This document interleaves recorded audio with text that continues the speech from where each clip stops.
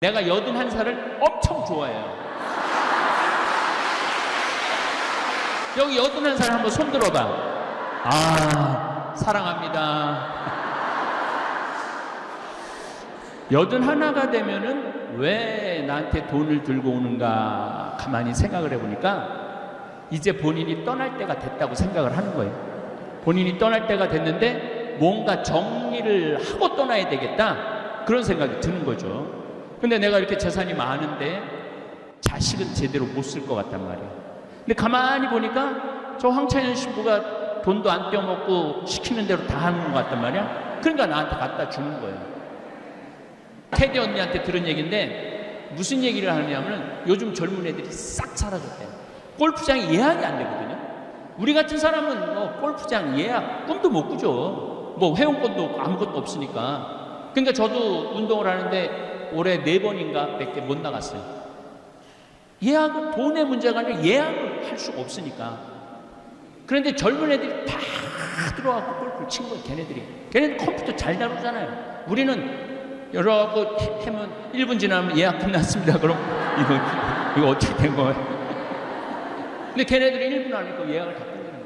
근데 지금 골프장에 젊은 애들이 하나도 없대요. 네, 주식이 3,300에서 2,300으로 떨어져. 돈이 없는 거야. 40억짜리 아파트인데 20억으로 떨어져 갖고 자기가 생거지됐다고 생각을 하는 거야.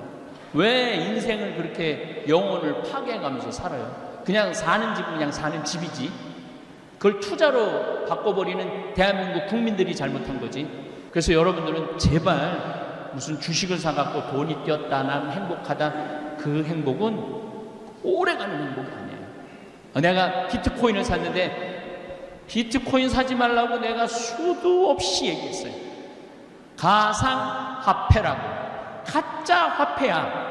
가짜 화폐인데 왜 거기다가 5천만 원짜리를 집어넣고 그래? 그게 2009년에 나온 돈인데 그때 하버드 애들, 스탠퍼드 애들 그때 다 떼어먹고 다 걔네들 떠났어요. 그리고 누가 남은 거야? 어리삐리한 사람들. 돈도 없고 가진 것도 없지만 한탕 노려보는 사람들. 그런 사람들이 들어간 거예요. 그래갖고 자살을 하고. 왜 인생을 그렇게 사느냐 이거예요. 그렇게 살 필요가 뭐 있어.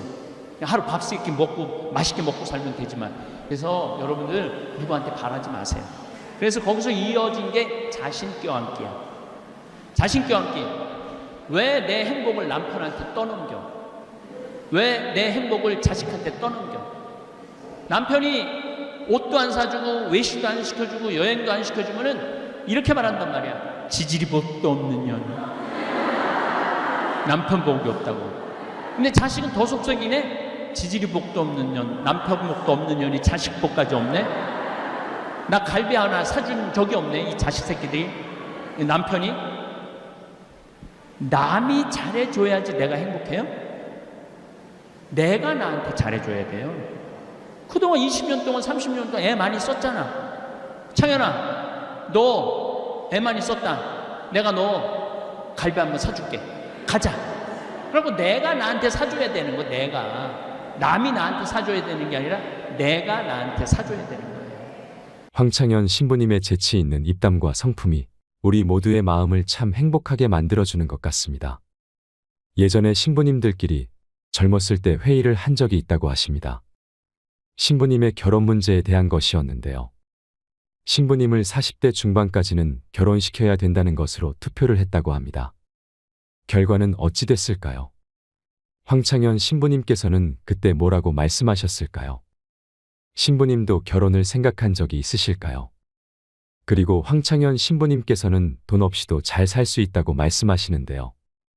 어떻게 살아야 돈 없이도 잘 사는 것일까요? 오늘 영상에 그 답이 있습니다. 영상 후반부에 있는 행복한 노년 생활을 즐기고 싶다면 절대 하지 않아야 할 4가지도 꼭 끝까지 들어보셨으면 좋겠습니다.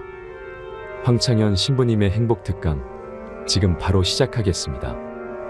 영상이 마음에 드신다면 구독, 좋아요, 알림 설정 부탁드립니다. 사실은 제가 외부 강의를 나가지 않아요.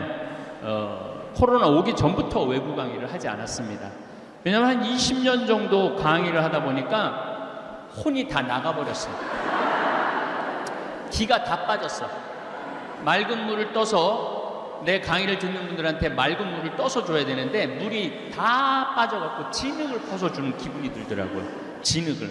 그래서 좀 영적으로 좀 쉬어야 되겠다. 그래서 외부 강의를 나가지 않았어요.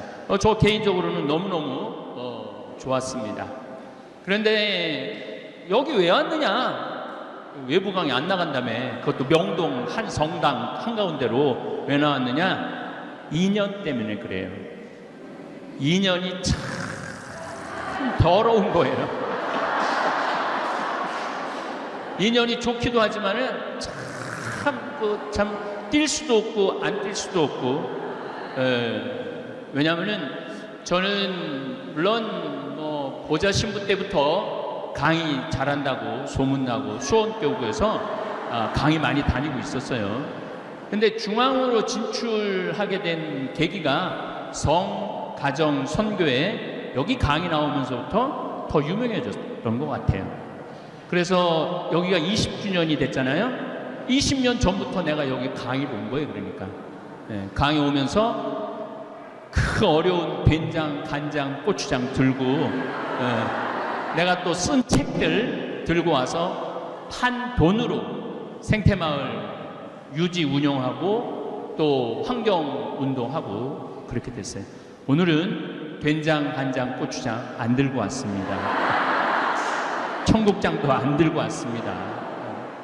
이제는 들고 다니지 않아도 택배로 주문이 되고 물량이 모자라갖고 뭐든지 뭐 완판이 되니까 물량이 모자라갖고 또 청국장 가루 먹고 여기 오늘 하나 갖고 온 건 있어요.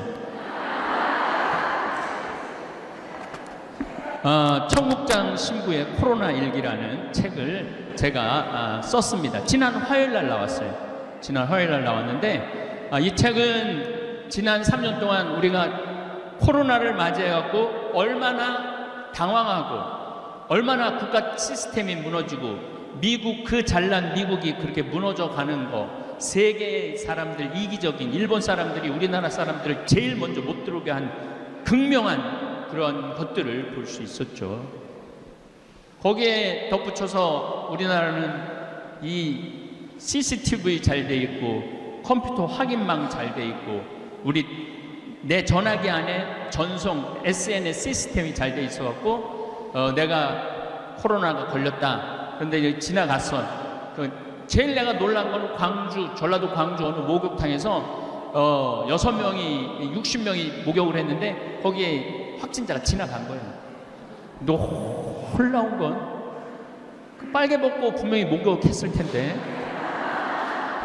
놀라운 건 그 60명을 다 찾아냈다는 거예요. 그래갖고 60명 다 찾아내갖고 확진자가 함께 목욕을 했으니까 가서 검사하라고.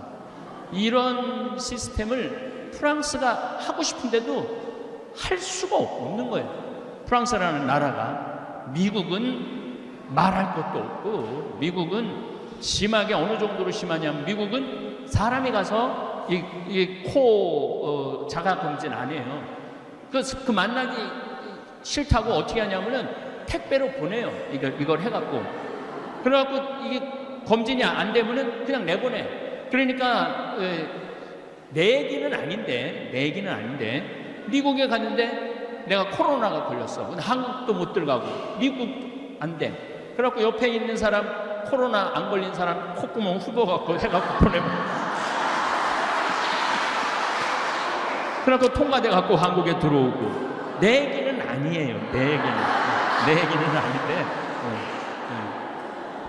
이게 굉장히 허술해요. 굉장히 허술한데 우리나라는 시스템이 아주 잘 돼 있다. 그래서 여러분들 스트레스 받지 마시고 저도 코로나 걸렸거든요. 미국에서 걸렸어요. 아까 그거는 내 얘기는 아니에요. 그거는 내 얘기는 아닌데 몬테나 주립대학에서 잠비아의 최고의 학생을 골라서 선발하면 석박사를 무료로 해준다고. 그래서 그 총장을 만나러 갔는데 비행기 안에 거의 몬테나가 100인만 살아요. 마스크 쓴 사람이 한 사람이 없어요. 한 사람도 마스크를 안 썼어요. 나만 마스크를 쓴 거야, 나만 마스크. 근데 밥 먹을 때는 어쩔 수 없이 마스크를 벗어 거기서 저는 걸렸어요. 네, 걸렸는데 한 3일 목이 갈갈하고 그러고는 그냥 검사하니까 저기 음성으로 나오더라고요. 네. 저뿐만 아니라 여러분들도 그렇게 코로나를 잘 이겨내시고 계시고 걸어야 돼. 걸어야지 면역력이 생겨요. 물을 많이 먹어야 돼. 그래야지 면역력이 생겨요. 그리고 청국장 가루를 많이 먹어야 돼.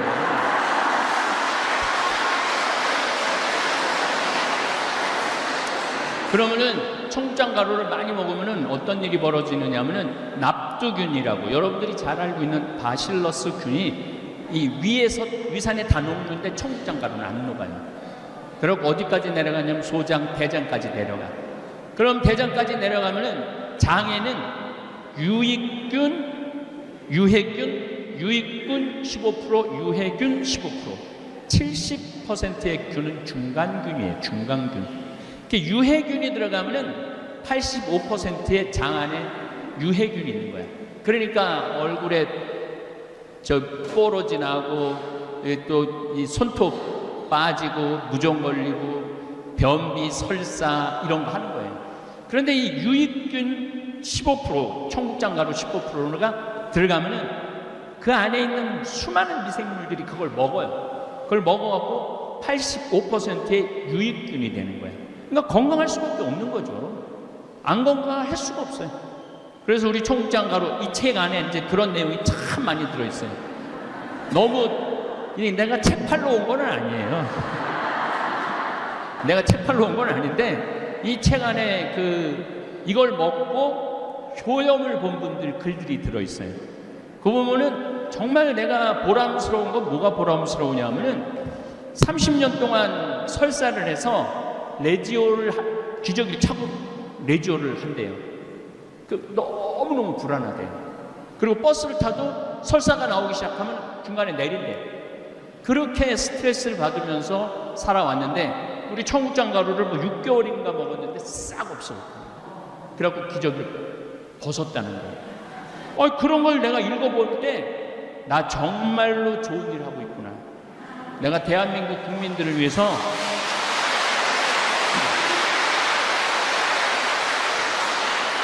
청국장 가루는 안 갖고 왔어요. 대한민국 국민들을 위해서 정말 땅도 살리고 사람도 살리고 농민도 살리고 자연도 살리고. 지금 오늘도 제가 김치도 하거든요. 김치를 하는데 김치를 어제 이제 처음으로 보냈는데 받은 분들이 너무 맛있다는 거예요. 근데 완전 유기농 제품이에요. 완전 모든 게 유기농 제품이야. 그거 왜 이렇게 다냐고 설탕 넣느냐고 그러는데 우리는 설탕 안 넣어요. 배즙을 넣어요. 배즙. 그래갖고 우리 OEM 해주는 회사가 신부님 이거 뭐가 남는 게 자기 이해가 안 된대. 뭘 남아야지 이 어려운 사업을 하지 왜 남기지도 않고 파느냐고. 그때 제가 그 대표한테 이런 말을 했어요. 나는 돈을 버는 사람이 아니다. 나는 행복을 파는 사람이다. 행복을. 이 도시에 있는 사람들이 중국에 반바지 입고 장화 신고 막 담배 피고 막 맨발로 막 하는 그런 김치 먹는다는 거 하고 정말 농약 안 치고 최고급으로 해갖고 우리 국민들한테 보내주는 거 하고 누가 행복할 것 같아요? 우리가 행복하죠. 제가 행복하죠. 신부는 기쁨을 그래도 돈 안 생기지 않아요. 돈 엄청 생겨요.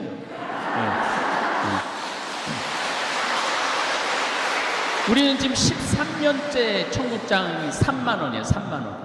근데 지금 인플레이션이 있어서 계속 청국장 가격을 올려야 되느냐 말아야 되느냐 딱 선 걷어요. 안 올린다 우리는. 우리는 안 올린다.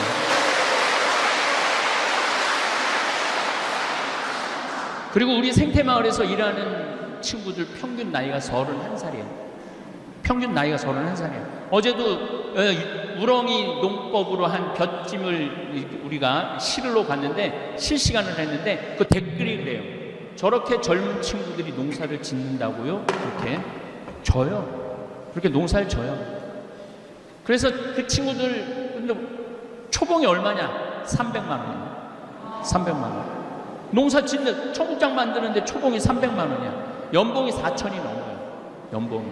그러니까 이제 여기서 좀 예민한 얘기지만은 나는 성당에서 일 축하시키고 봉사 죽어라 하는데도 돈 한 푼 안 주는 건 그거는 나쁜 거예요. 그거는 아주 나쁜 거예요. 그냥 나쁜 게 아니라 아주 나쁜 거예요. 왜냐하면 그 많은 시간들 들이고 정성들 들여갖고 어떤 수익이 생기고 본당 안에 뭐가 창출이 됐으면 본당 신부가 선물을 주든지 뭘 주는 한이 있어도 뭘 줘야 될지 끝까지 뺏어가려고 그러는 건 나쁜 거예요. 예수님이 하신 아주 중요한 말씀이 있어요. 거저 받았으니 거저 주어라. 저는 거저 받은 게 너무 많아요. 우선 잠비아의 신학교지라고 100억 기증 받았죠. 또 그 할머니가 또 다른 방법으로 100억을 또 더 기증을 하셨어요. 그러니 얼마나 여러분도 100억 기증 받아본 적 있어요? 100억 기증 받았지. 또 문경에 사막달래나 대개 나한테 돈을 갖고 오는 나이가 81이에요. 내가 81살을 엄청 좋아해요. 여기 81살 한번 손 들어봐. 아, 사랑합니다. 81가 되면은 왜 나한테 돈을 들고 오는가 가만히 생각을 해보니까 이제 본인이 떠날 때가 됐다고 생각을 하는 거예요. 본인이 떠날 때가 됐는데 뭔가 정리를 하고 떠나야 되겠다 그런 생각이 드는 거죠. 근데 내가 이렇게 재산이 많은데 자식은 제대로 못 쓸 것 같단 말이에요. 근데 가만히 보니까 저 황찬현 신부가 돈도 안 떼어먹고 시키는 대로 다 하는 것 같단 말이야. 그러니까 나한테 갖다 주는 거예요. 내가 국민 심부름꾼이에요. 국민 심부름꾼. 그래갖고 돈 주면서 신부님 우물파 이거 초등학교 줘달라고. 그게 아예 가서 초등학교 지어주고 또 우물 파고 심부름꾼이야. 그만 시켜. 내가 그런 얘기를 많이 해요. 좀 그만 좀 갖고 와. 돈 좀. 그래도 계속 갖고 와요. 계속 돈을 갖고 와. 그래서 문경에 제2 생태마을이라고 거기는 300억이에요. 기부한 돈이 300억을 기부를 해갖고 문경시장님이 저를 다 찾아왔어요. 문경시 생긴 일에 가장 큰 기부라고. 그래갖고 지금 이제 거기도 운영을 하고 있죠. 잠비아에 갔더니 대통령한테 땅을 좀 농업대학 지으려고 땅을 좀 달라고 그러니까 내가 하나님한테 성당에서 묵상하다 성당 마당에서 진짜로요 하늘을 쳐다보고 하느님 근데 내일 대통령 만나는데 몇 평 달라고 그래요? 그랬더니 하늘에서 두 말도 안 하고 3,000헥타르 딱 그러더라고요. 3,000헥타르인가 보다. 그래갖고 이제 대통령 만나고 I need to 3,000 헥타르 제가 영어로 이제 다 이제 브리핑도 영어로 하고 이제 그랬더니 대통령 눈이 이만해지는 거예요. 아니 그렇게 큰 땅이 왜 필요하냐고. 나 농업대학 줘야 되니까 필요하다고. 그 크기가 얼마인지 저 몰랐어요. 나중에 이제 인터넷에서 찾아보니까 계산 찾아보니까 1,000만 평이야. 1,000만 평. 여의도가 80만 평인데 여의도 12배를 부른 거예요. 미친 거지 내가. 그래갖고 대통령한테 또 1,000만 평 받았죠. 그리고 샌 버나디노라고 미국의 우리 최 대제 신부님이라고 예수의 신부님이 피정집을 열심히 꾸몄어. 열심히 꾸몄는데 한국으로 발령이 났네. 우리 신부들은 발령 나면 끝이거든요. 그래서 이 신부님이 찾아본 거야. 이 좋은 6만 평이야 거기. 미국의 6만 평. 이걸 누가 잘 쓸 수 있을까 생각하니까 내가 제일 잘 쓸 것 같대. 그래갖고 나한테 신부님 이거 맡아주면 안 되느냐고. 그래갖고 내가 맡았어요. 맡아갖고 지금 싹 다 정리해갖고 이제 오픈했어요 벌써. 벌써 오픈을 했어. 이번 4월인가 5월에 받았는데 지금 10월에 오픈을 했어. 그러니까 내가 신부름 머슴 중에 나 같은 머슴이 없어요. 예. 여기 우리 다볼교우들도 오늘 많이 왔겠지만은 그리고 요즘 내가 최고로 애를 쓰는 게 뭐냐면 제주도 서귀포시 남원읍 신내리에다 땅을 2,000평을 사놨어요. 바로 바닷가 앞이야. 바로 바닷가 앞인데 거기는 이용료가 무료예요. 문경도 이용료가 무료예요. 샌버나디노도 이용료가 무료예요. 내년에 우리 생태마을 오픈할 건데 내년 생태마을 1박 2일, 2박 3일 와서 주무실 수 있을 거거든요. 그것도 무료예요. 왜 무료? 무조건 무료는 아닙니다. 네. 또 오해하실 수 있어요. 왜 무료냐면은 가만히 보니까 내가 다 거저받았어. 거저받았는데 거기 돈 받아갖고 한다라는 건 그는 하느님답지 않은, 그리스도답지 않는 그런 결정인 것 같아요. 제가 왜 무료로 하려고 그러냐면은 나 열심히 해. 근데 늙었는데 주머니에 돈이 없어. 어디 좀 가서 몇 주 좀 쉬고 싶은데 그 돈 때문에 집에 그냥 정말 저기 뒷방에 쥐 숨어 있듯이 그냥 숨어서 죽지도 않고 그냥 계속 20년, 30년 이렇게 있으면 너무 불쌍하잖아요. 그러니까 제주도도 한 달 살아보긴 잠자리는 공짜로 대주겠다는 거예요. 먹을 거는 본인이 가고 슈퍼에 가고 뭐 사다가 조리장을 만들어 줄 테니까 그래서 한 달 정도 걸어보라고. 돈 없이 좀 살아볼 수. 우리 가톨릭 교우들이 얼마나 성당에 돈을 많이 내요. 신축한다고 돈 내. 1차원금 있어, 2차원금 있어, 교무금 있어. 또 큰 성당의 교우들은 시골 성당에서 또 뭐 해달라고 도와달라고 와. 꽃동네 도와줘야 돼. 계속. 근데 이제까지는 계속 내기만 했단 말이야. 아, 이거 안 되겠다. 이제는 좀 교회가 좀 우리 교우들한테 값없이, 이건 이사야 예언서에 나와요. 값없이 꿀과 술을 사서 먹어라. 이 말이 나와요. 정말 값없이 좀 편안하게 좀 갈 수 있는 공간. 그 아프리카도 이제 여러분 한 3달 가 있을 수 있어요. 아프리카도 한 3달 정도 가서 애들 몸도 씻겠대. 내가 정말 제주라고는 1도 없다. 근데 난 아프리카 가서 봉사하고 싶다. 애들 씻겨주면 돼요. 샤워 시설 싹 다 해놓을 거니까. 그리고 애들 예쁘게 씻어갖고 예쁘게 입혀갖고 집에 보내면 돼요. 얼마나 좋아. 그리고 빵 굽는 기술도 우리가 만들 거니까 빵 고갖고 그거 씻으러 오는 애들 하나씩 주고. 씻기만 해도 95%의 아이들이 안 죽는다는 거예요. 물이 없고 안 씻기 때문에 아이들이 죽는 거예요. 1347년에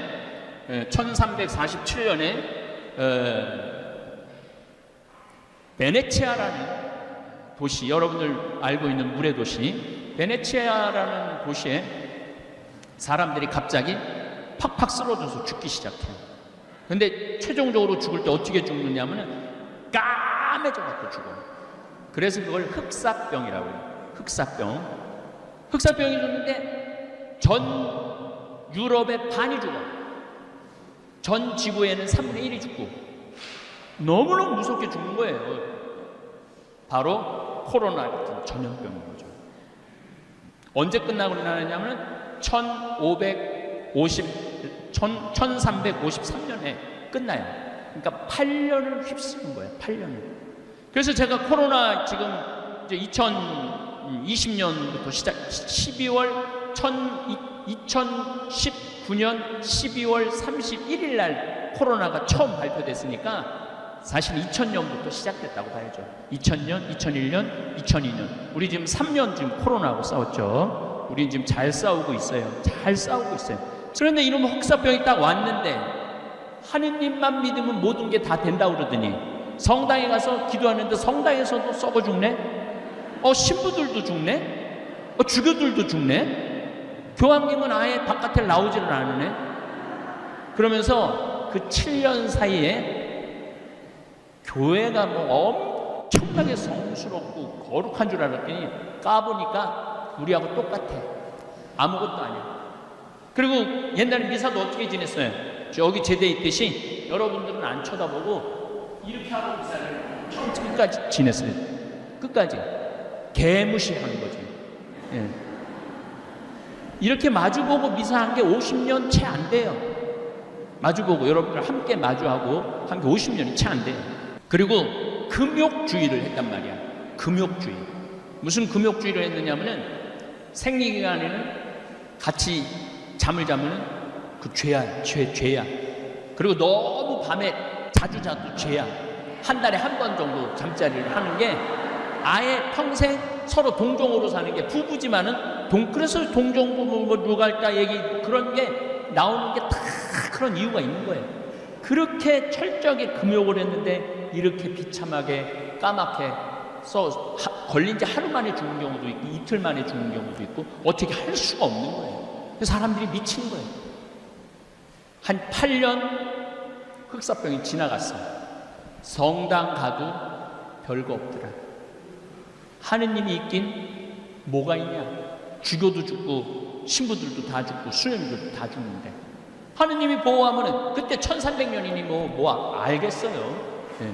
지금은 뭐 미국하고 독일에서 수도사들 많이 죽었는데 하느님이 믿긴 뭐가 있냐. 저렇게 그런 사람은 지금은 없잖아요. 옛날에는 그게 있었던 거예요. 그래서 탈교회화가 시작하기 시작해요. 교회를 뛰쳐나가기 시작했어요. 뛰쳐나가기 시작하고 금욕주의에서 쾌락주의로 바뀌어요. 금욕주의에서 쾌락주의. 그러니까 그 그림을 보면 돼요. 초상화를 보면은 그러니까 패스트 이전에는 다 모자 다 쓰고 그리고 아주 거룩한 모습을 다 그렸어요. 그런데 패스트 지나고 난 다음에 여자 가슴 다 드러나. 그림을 그려도 다 여자 가슴 그리고 드러내는데도 굉장히 육적으로 드러내요. 남자는 뭐 말할 것도 없고 남자는 그래서 여러분들 혹시 유럽 여행 가고 이렇게 벽화들 보면은 저건 굉장히 거룩한 거지.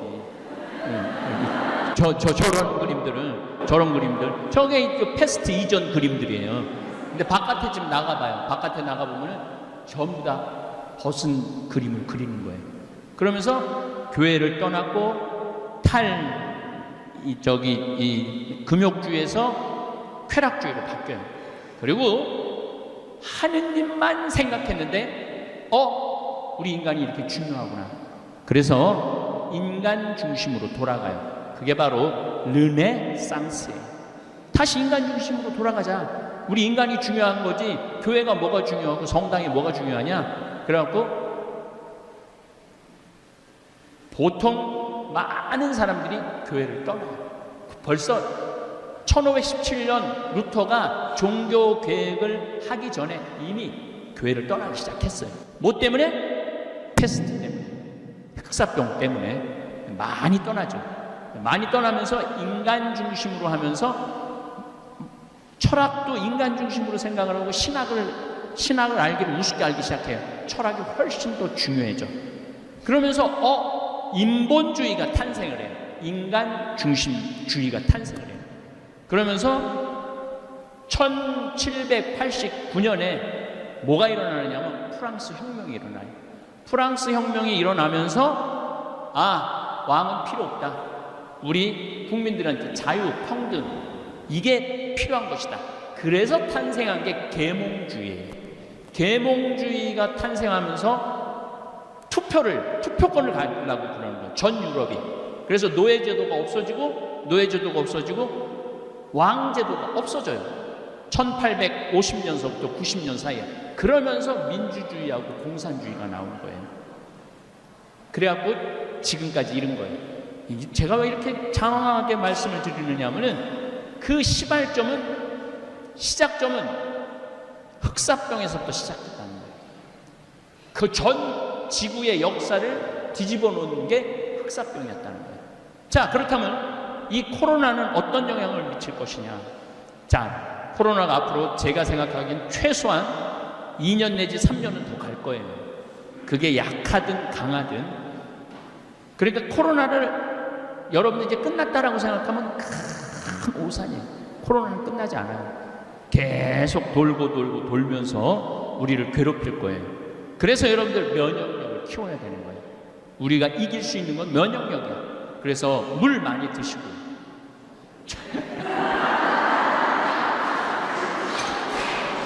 저는 요즘 물을 하루에 요 500ml를 한 3개 정도 먹어요. 많이 걸으시고 진짜 걷는 거 중요합니다. 그래서 제가 누죽걸산이라고 말씀드리는 거예요. 누죽걸산. 누우면 죽고 걸으면 산다. 그래서 늘 말씀을 드립니다. 저는 허리가 안 아픈 지가 30년이 넘어요. 허리 안 아픈 게. 왜 30년 이렇게 몸이 비실비실 삐리삐리한데 허리가 한 번도 안 아팠느냐? 저는 누워있는 시간이 잠잘 때는 없어요. 앉아있지도 않아요. 앉아있지도 않고 항상 서서 있어요. 회의도 우리 생태마을은 회의 앉아서 안 해요. 서서 해요. 스탠딩 회의라고 서서 해요. 왜냐하면 앉으면 허리에 자꾸 부담을 주잖아요. 네. 그래서 저는 30년 동안 이렇게, 그리고 이제 강의할 때 내가 늙었나 강의할 때 전화가 와요. 신부님 앉아서 하실 건가요? 서서 하실 건가요? 그런 앉아서 하면 책상 준비했는데 나는 앉아서 강의해봤던 적이 우리 신부들한테 강의할 때 외에는 앉아서 해봤던 적이 없어요. 그 신부들이 이상해. 꼭 책상을 갖다 놓고 마이크를 갖다 놓고 거기다 강의를 하라고 그래. 물론 내가 다시 일어나서 하지만은, 그러니까 여러분들 집에서 누워갖고 소파에서 텔레비전 보는 시간이 많으면 많을수록 여러분들은 허리가 아플 거다. 분명히. 근데 내가 텔레비전을 집에서 서서 본다. 그럼 허리는 안 아프다. 서서 본다. 허리 안 아픈 거예요. 네. 그래서 항상 서 있는 훈련이 중요합니다. 자, 그렇다면은 면역력 키워야 된다는 걸 첫 번째로 말씀을 드렸어요. 그리고 자, 2021년부터 20년, 21년, 22년 전 세계적으로 헬리콥터 머니라고 하늘에서 돈을 뿌린 거야. 미국이 무려 얼마를 돈을 뿌렸느냐면 5조 달러를 뿌렸어요. 5조 달러. 상상이 안 가죠? 5조 달러. 제가 미국 이제 1년에 한 두세 번 갔다 오는데 식당 하는 집이에요. 식당 하는 집인데 문을 닫았잖아요. 6개월, 9개월 닫았잖아요. 9개월 닫은 집인데 보조금이 얼마나 나왔느냐면 20억이 나오고 그날 매출액 곱하기 그대로 다 준 거예요. 일 하나도 안 했는데도. 그러니까 하늘에서 그냥 돈을 뿌린 거야. 우리나라도 많이는 안 뿌렸지만 그래도 엄청 뿌린 거예요. 우리나라도 엄청 뿌렸어요. 사람들이 무슨 생각을 해요? 일 안 해도 돈이 국가에서 나오네. 그리고 젊은 애들이 일 안 해도 돈 나오네 국가에서. 굳이 힘들게 일을 안 하는 거야. 그래서 지금 구인난이 미국이고 한국이고 일할 사람이 하나도 없어요. 며칠 전에도 우리 큰형하고 놀기로 했는데 큰형이 못 나왔어. 왜 못 나왔냐니까 일할 사람이 없어서 사장이 일을 하는 거예요. 사장이 일을 하는 거예요. 돈은 많지 일할 사람은 없지. 그러니까 뭐가 되냐면 인플레이션이 되는 거예요. 그리고 지금 미국은 며칠 전에 들은 얘기인데 1시간에 25달러를 줘도 올까 말까래요. 1시간에 25달러면은 우리나라 돈으로 어디 보자 14,000원, 28,000원, 35,000원. 1시간에 35,000원. 8시간 만약에 노동을 했다면 얼마예요? 38, 24, 25만 원 내지 26만 원을 줘도 그릇 닦으러 안 나온다는 거예요. 그러니까 큰 일인 거죠. 이 정신이 완전히 피폐해 있는 거죠. 정신이 피폐해 있는 거죠. 자, 인플레이션이 있으니까 이 인플레이션을 잡기 위해서 뭐를 해? 고금리를 잡는 거예요. 고금리. 지금 막 7%, 8% 정도 금리가 올라가잖아요. 아니, 영끌이라고 영원을 모아갖고 부동산하고 주식을 샀는데 주식은 3,300선에서 2,300선으로 떨어졌네. 환율은 1,200원에서 1,450원으로 올라갔네. 부동산은 1 더하기 1은 2예요. 1 더하기 1은 10이 아니에요. 근데 우리는 1 더하기 1을 10으로 생각하고 20억짜리 멀쩡하던 아파트가 40억이 됐어. 이번에 다 그랬죠? 재작년에 40억이 되니까 갑자기 20억이 생긴 거야. 너무너무 행복한 거야. 주식도 2,300선에서 샀는데 3,300까지 올라갔어. 너무 행복한 거야. 내가 테디 언니들한테 들은 얘기인데, 아니, 테디가 아닌가? 하여튼 나를 엄청 좋아하는 테디 언니야.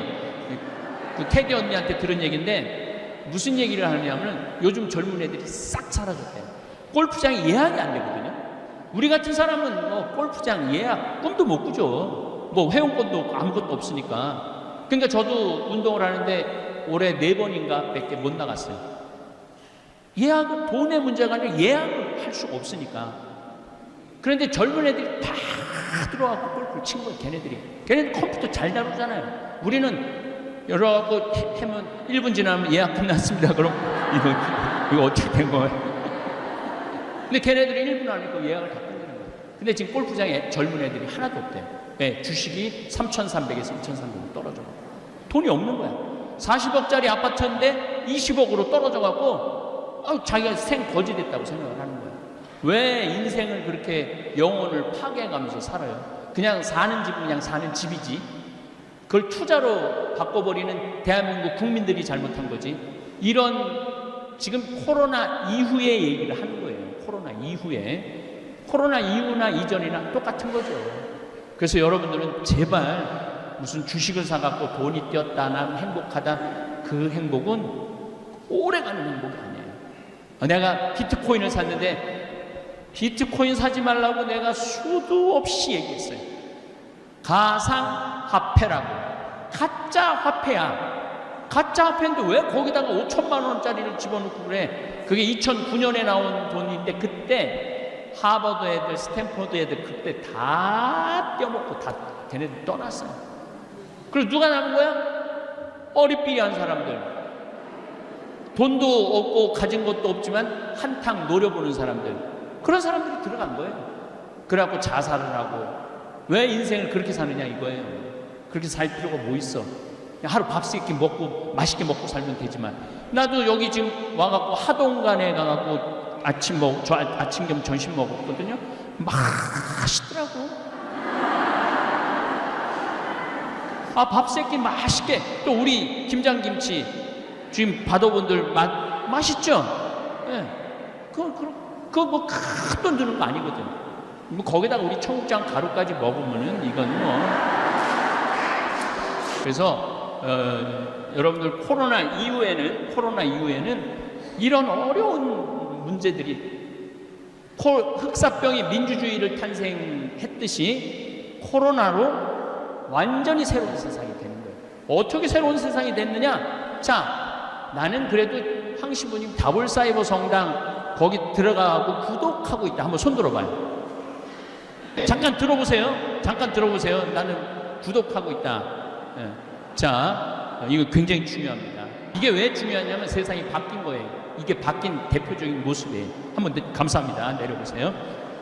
이게 우리가 지금 28만 8,900명이에요. 이제 오늘 내일이면 29만 명 정도 될 거예요. 29만 명 정도 되는데 단일 성당으로 29만 명 신자 거느린 성당이 어디 있어요? 없죠? 그리고 우리 다볼사이버 성당 교우들은 착해. 말을 너무 잘 들어. 이번에 작년에 5,000명 굶는 사람들이 많아갖고 목사님들이 나한테 편지를 했어요. 나 굶어 죽는다. 애가 셋 있고 학비도 내야 되는데 교회 월세도 내야 되는데 아무것도 교인 못 모이게 하니까 3개월인가 4개월 우리 못 모이게 했잖아요. 우리 굶어 죽는다. 그래갖고 목사님 30분한테 쌀을 보내줬어요. 그리고 5,000명한테 쌀을 보내줬어요. 그것도 꼭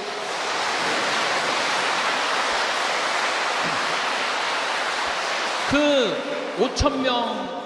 5,000명한테 쌀을 보내줬는데 쌀을 받는 대부분의 수혜자들이 누구냐면 이주민들이에요. 정부의 지원을 못 받는 분들. 나머지는 우리 정부가 다 알아서 쌀 주니까. 그러니까 예수님이 프란시스코 교우님 굉장히 강조했죠. 다문화 이주민들을 잘 돌봐야 된다고. 그런데 그 들어가는 돈이 4억 7천이야. 근데 우리 다볼교우들이 다 냈어. 우리 만난 적도 없고 알지도 못하고. 그런데 그런 방글라데시 거기 본당 하나가 인도에 가서 일해야 되는데 국경을 폐쇄하니까 다 굶어 죽는데 본당 신부가 편지를 했어. 한국에서 공부한 방글라데시인인데 한국 신학교에서 공부를 하고 간 사람이에요. 그래갖고 나한테 도움의 요청이 왔어요. 300만 원 정도 도와달라고 그러면 먹고 살 수 있다고. 우리 다볼 교우들한테 여기 좀 본당 하나가 굶어 죽는다는데 좀 도와줍시다 그랬는데 7천만 원이 들어왔어. 다볼 교우들이 보내주는 거예요. 다볼 교우들이.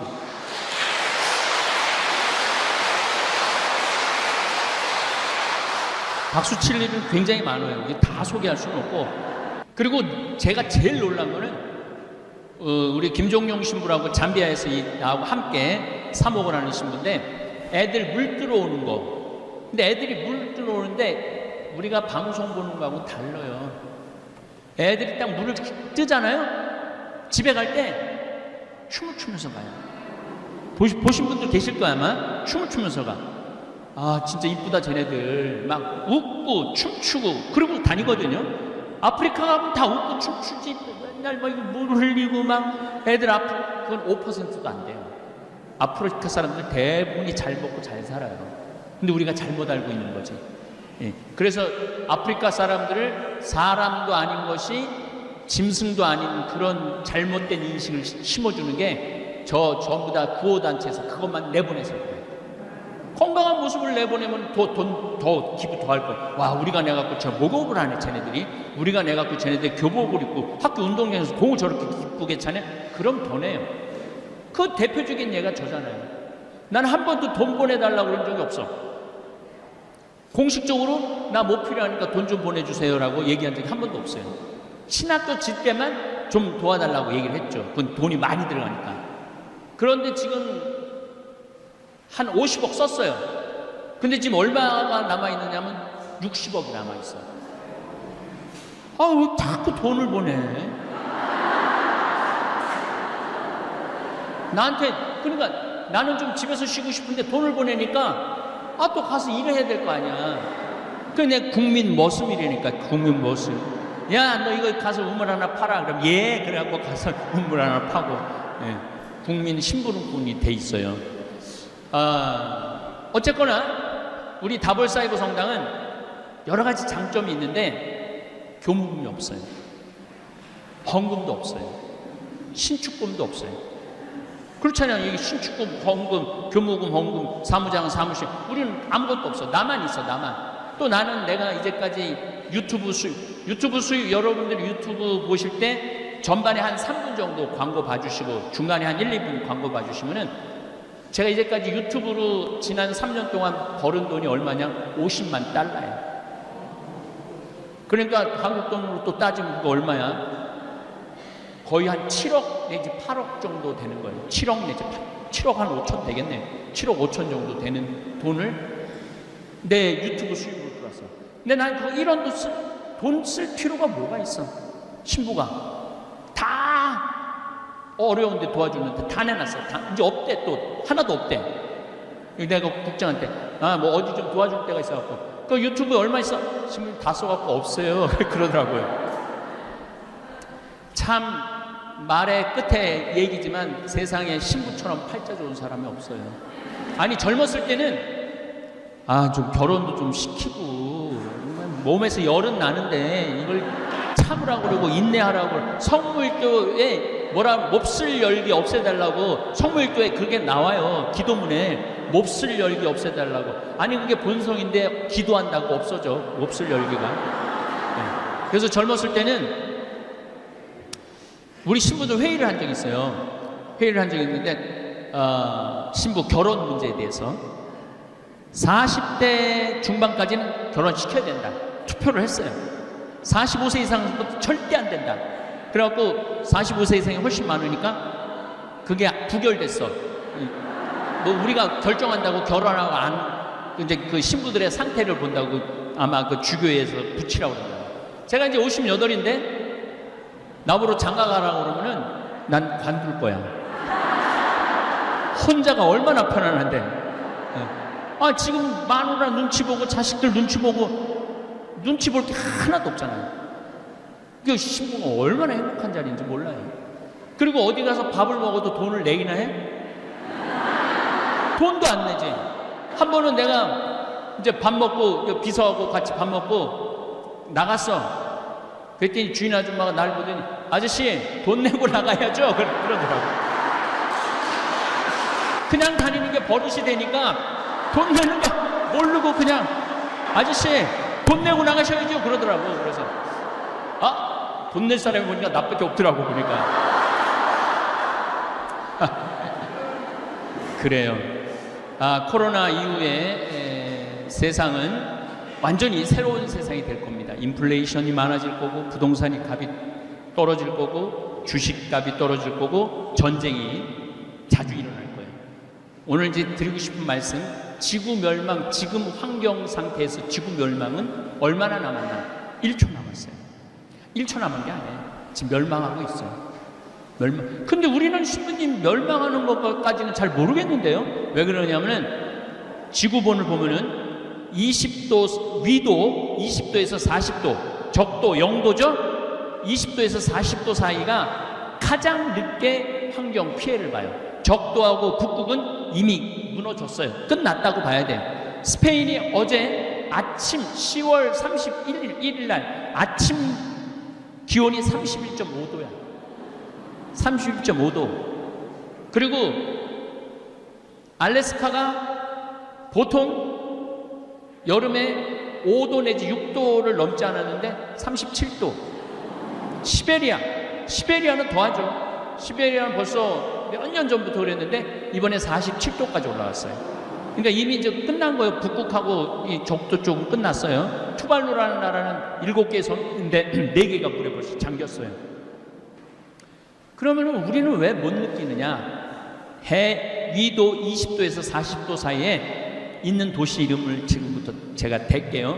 보스턴, 뉴욕,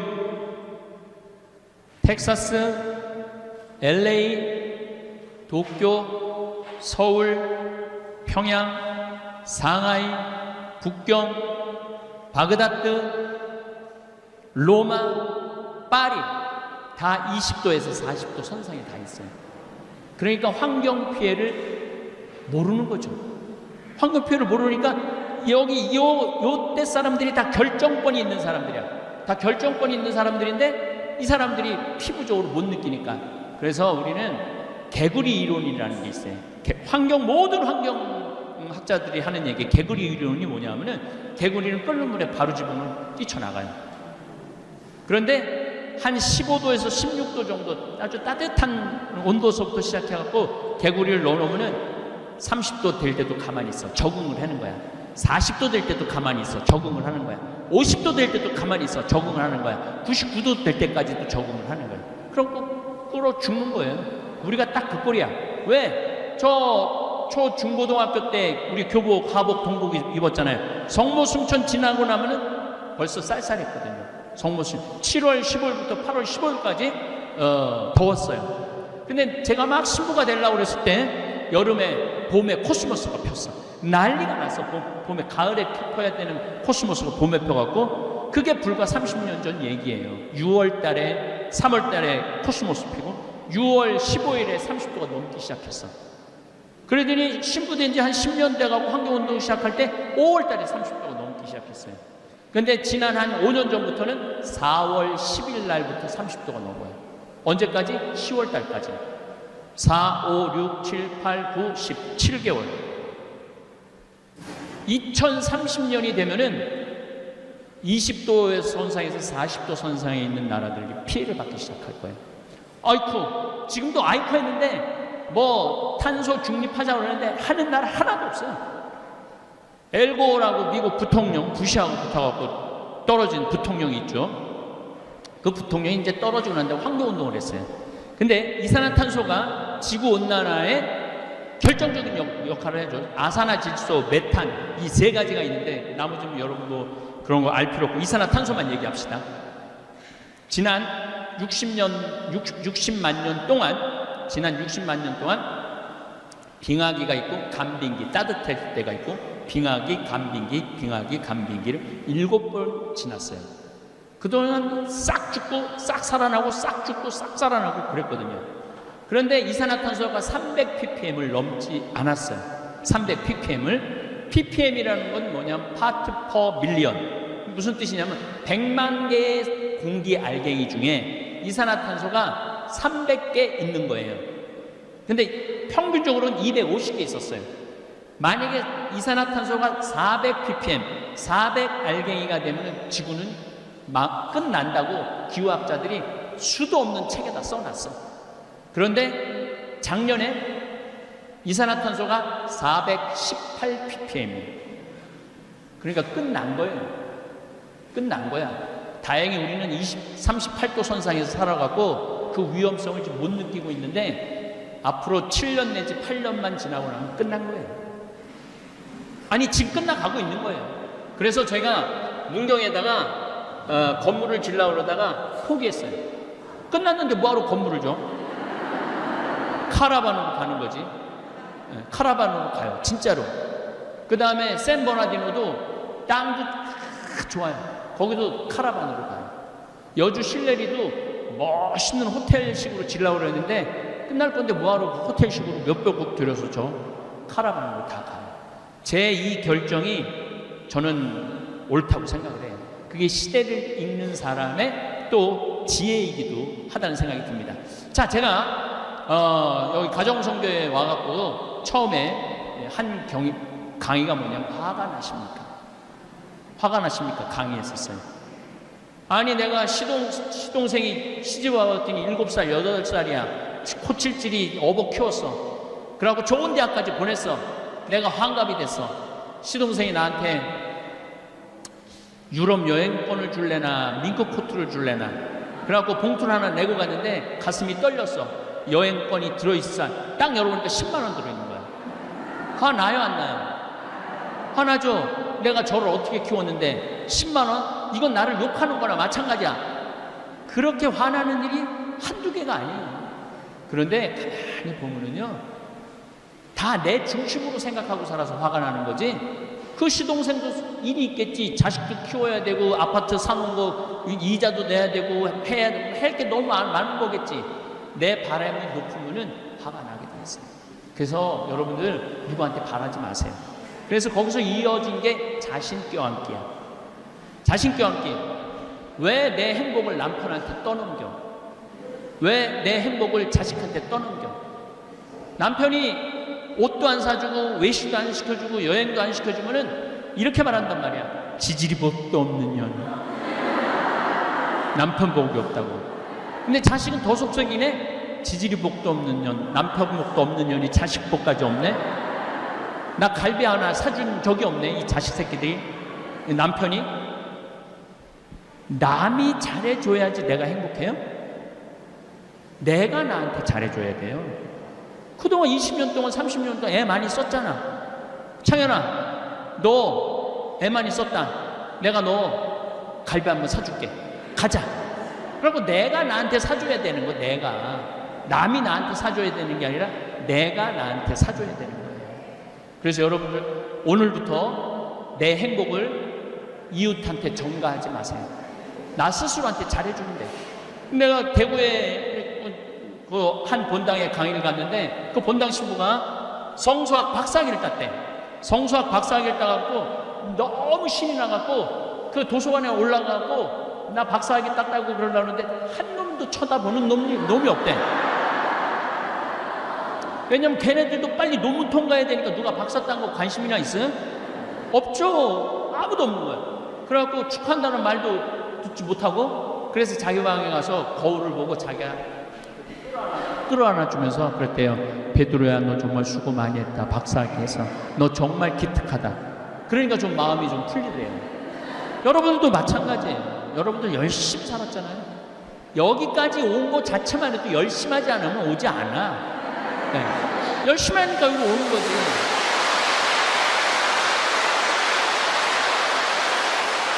그리고 또 한 가지 있어. 속 터지는 일 없으면 여기 안 와 또. 열심히 하는데 속이 터지는 거야. 열심히 하는데 속이 터지는 거야. 뭔가 나도 좀 분출하고 싶어. 나도 뭐 찬양하고 싶어. 여기 찬양팀 있지만 그래서 여기 여러분들 모이는 거예요. 그렇게 열심히 하는 자기한테 마리아야 너 정말 수고했다. 마리아 너 정말 이제까지 열심히 잘 살았다. 아이들도 잘 키우고 기특하다. 갈비 먹으러 가자. 갈비 먹으러 가.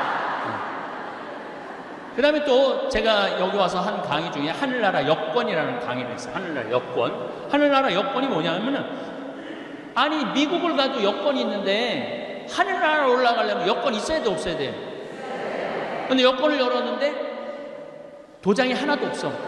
빈 여권이야.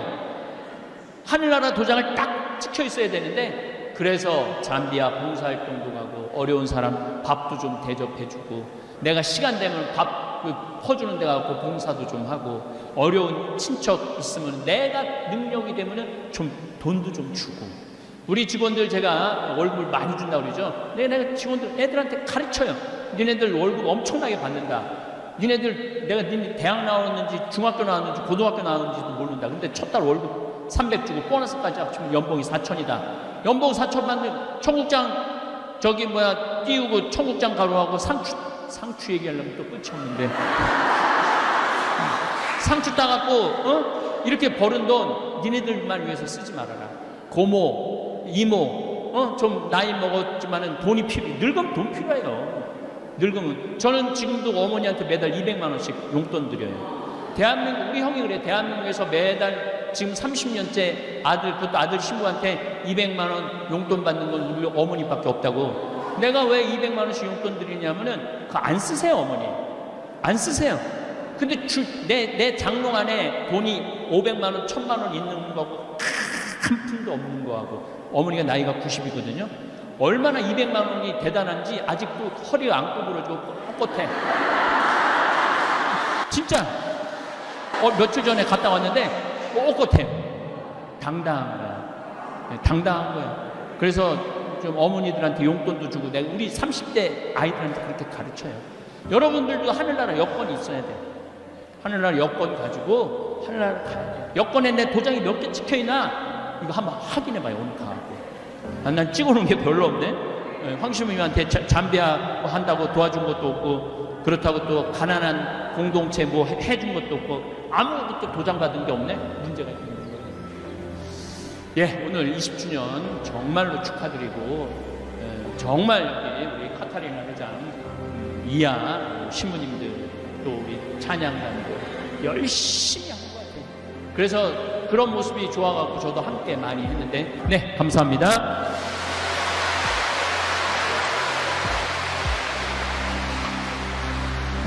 경제적으로도 자유롭고 심리적으로도 행복한 노년 생활을 즐기고 싶다면 절대 하지 않아야 할 4가지를 소개해 드리겠습니다. 이 4가지를 당장 멈추지 않으면 노년이 참담해집니다. 많은 사람이 100세 시대를 말하고 있습니다. 누군가는 은퇴 후 경제적 문제를, 누군가는 나이 들면서 찾아오는 질병들을 걱정합니다. 노년이 되면 은퇴 후 경제력과 생활력을 상실하면서 심리적으로 위축되고 외부 환경에 기대고 타인의 도움을 받는 수동적인 자세로 살아가게 됩니다. 노화에 따른 신체적 약화는 어딜 가나 조심성을 요구하게 되고 내가 예전과는 다르다는 생각으로 새로운 경험에 대한 두려움이 생깁니다. 사회적 역할이 상실되고 고립감을 느끼게 되지요. 거기다 갑자기 찾아오는 친구들과의 이별, 가족관계 변화 등은 우울증으로 이어집니다. 현재 우리 사회의 노인들은 가난하며 고독한 것입니다. 얼마 전 EBS 채널에서는 다큐멘터리 100세 쇼크를 방영하여 100세 노인의 삶과 일상을 가감없이 보여주었는데요. 100년의 세월을 어떻게 보냈는지, 현재 삶은 어떠한지 다양한 관점에서 이들을 소개하며 많은 시청자들에게 큰 울림을 주었습니다. 이 프로그램을 책으로 엮은 100세 수업을 바탕으로 100세를 어떻게 준비해야 하는지 말씀드리고 싶습니다. 비참한 노후를 보내지 않으려면 첫 번째, 당신의 노년을 자녀의 교육과 맞바꾸지 마세요. 자녀들에게는 별로 반갑지 않은 말일 수 있으나 그 첫 번째는 나의 안정된 노후와 자녀의 미래와 맞바꾸는 것은 결국 선택의 문제입니다. 우리나라 부모들은 지나치게 자녀의 성공과 행복을 위해 자신의 삶을 희생합니다. 자식의 성공이 곧 나의 성공이라고 생각하며 자식이 잘 되면 본인은 지금 어떤 사정이 있어도 괜찮다고 여기는 부모가 많습니다. 어린 자녀를 위해 내 재산을 올인하는 행동은 노후 준비를 가로막는 걸림돌이 되며 초고령 사회 일본에서는 이미 심각한 사회 문제로 대두되고 있습니다. 자식만을 위해 올인하는 인생은 노후 파산의 직접적인 원인이 됩니다. 우리나라 노인들은 경제적 어려움 속에서도 집을 팔지 않고 지키려 합니다. 자녀에게 상속하려고 하기 때문입니다. 내 집은 없어도 자녀 결혼할 때 줘야 할 집 한 채는 있어야 한다고 잘못 생각하는 부모도 있습니다. 그게 부모가 자식에게 해야 할 도리라고 생각하는 것이지요. 이렇게 집 상속은 기본이고 자녀가 집을 사는데 노후 자금을 아낌없이 씁니다. 이혼한 자녀의 아이를 노부부가 대신 키우며 양육비를 지출하기도 하고 예상치 못했던 일로 노후를 위해 저축해두었던 목돈을 자녀를 위해 투입하기도 합니다. 노후 대책은 곧 자녀 대책이라는 말이 나올 정도로 겨우 남은 노후 자금까지 모두 털어서 자녀의 교육에 올인하여 투자하는 예도 많습니다.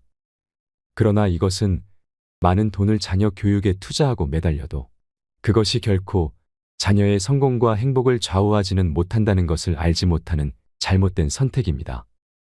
부모가 편하고 여유롭게 잘 사는 것이 멀리 생각하면 자식을 위해서도 좋습니다.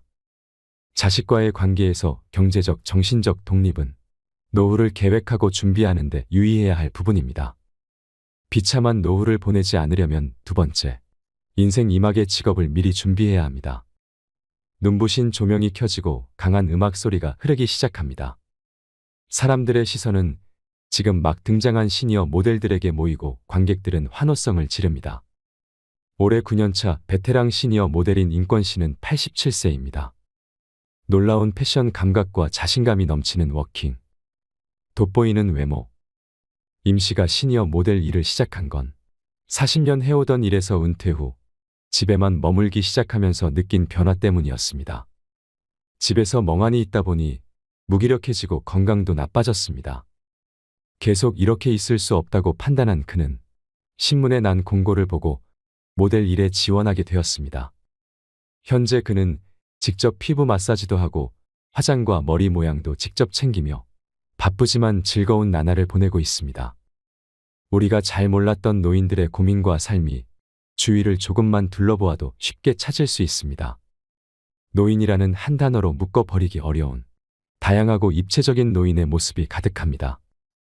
우리는 무의식 중에 노년의 시간이나 욕망, 감정 등의 가치를 상대적으로 저평가하는 사회 분위기에 파묻혀서 살아갑니다. 마치 20대의 삶이 70대의 사람보다 더 중요하기라도 한 것처럼 말입니다.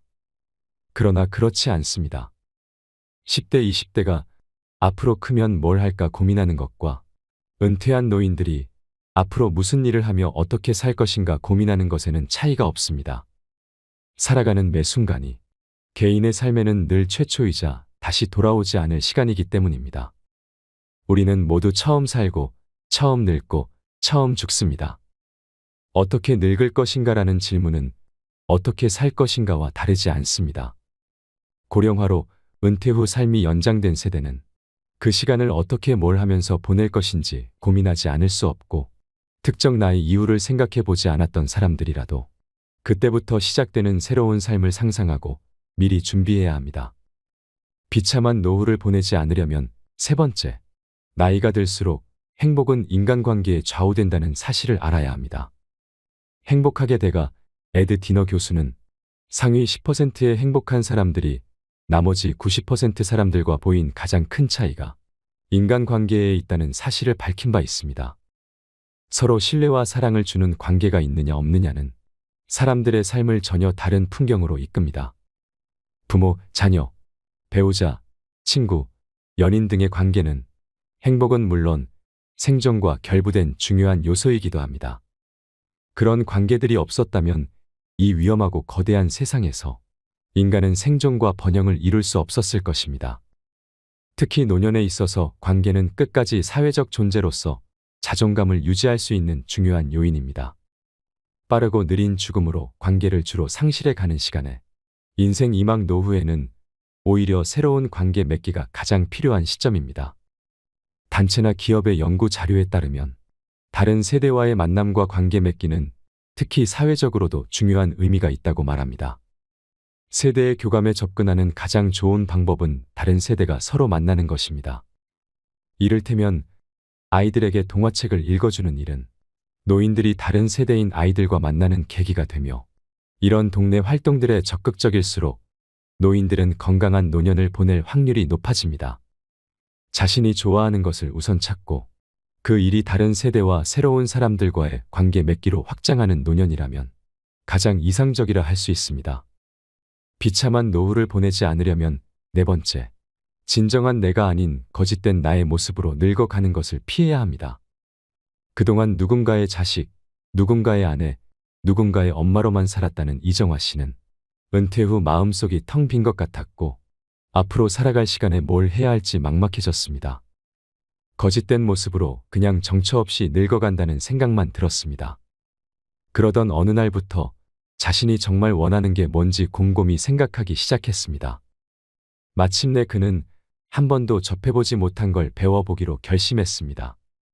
플루트 연주와 시쓰기, 미나 그리기를 배우면서 이정화 씨는 점차 자기 내면의 목소리에 집중하기 시작했고 자기가 철학 공부에 관심이 많다는 걸 알게 되었습니다. 철학 공부 모임에 나가면서 책도 읽고 토론하는 일에 즐거움을 느꼈습니다. 매일매일 조금씩 마음이 채워지는 기분이 들었고 앞으로 살아갈 시간에 대한 관념도 달라졌죠. 그녀는 말합니다. 읽어야 할 책도 너무 많고 공부할 것도 너무 많아서 정말 신나요. 앞으로 노인들에게 꼭 필요한 철학 공부를 다른 사람들과 함께 하고 싶어요. 지금까지의 삶 중 지금이 제일 풍요로운 것 같습니다. 더 나이 들기 전에 왜 이렇게 재미있게 살지 못했나 아쉬웠지만 그녀는 행복했습니다. 노년의 시간을 보내는 가장 이상적인 방법은 노인 한 사람 한 사람에게 맞는 방식을 각각 찾아서 즐겁게 살아가는 것입니다. 그러기 위해서는 노인의 다양성을 인정하고 그들의 선택을 존중하는 사회 분위기를 만들어가야 합니다. 은퇴 후 사회적 관계가 축소되기 마련인 노인들은 타인과 주변 사람에게 뻗었던 시선과 관심을 자기 내면으로 가져오는 변화로 충만해집니다. 어쩌면 노년은 외적으로는 축소되는 시기이지만 내적으로는 충만해질 수 있는 시기일지 모릅니다. 이는 노인 당사자들이 만드는 문화에도 큰 영향을 미칩니다. 자신에게 몰두하는 일상과 당사자가 주도하는 다양한 사회 운동이 노년의 삶의 질을 결정하는 중요한 요소가 될 수 있는 것입니다. 실제 한국 사회에서 노년의 시간을 의미 있게 보내고 있는 노인들의 이야기를 들으니 어떤 마음이 드시나요?